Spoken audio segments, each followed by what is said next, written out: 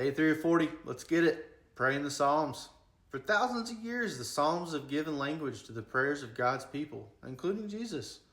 They are words God gives us to speak to Him about our experiences and our emotions. Each week, I will focus on a psalm that evokes a different emotion, paying attention to what it can teach us about what it looks like to pray through that honestly and wholeheartedly. So let's go to Psalm chapter 3 on fear.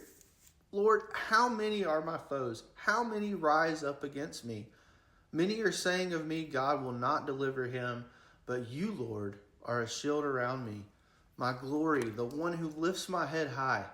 I'll call out to the Lord, and he answers me.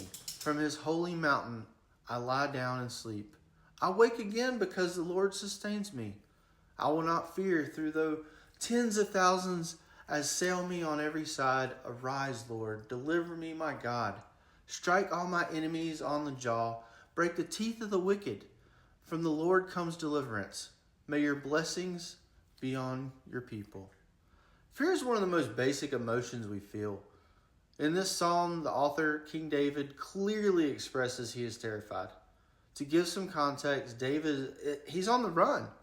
His son has gathered an army and staged a successful coup against him.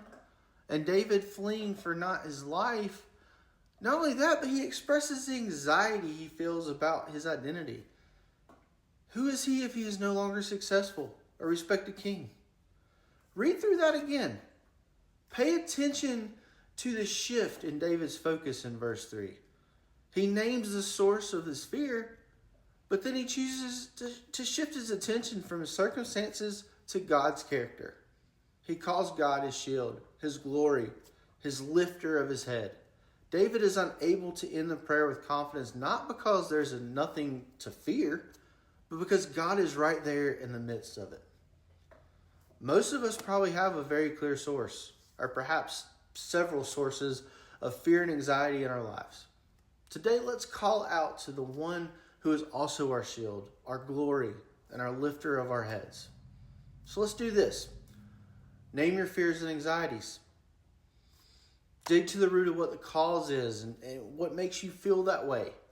Speak it out loud before God. Acknowledge God's presence with you. If you struggle to fear his nearness, ask him to make himself aware.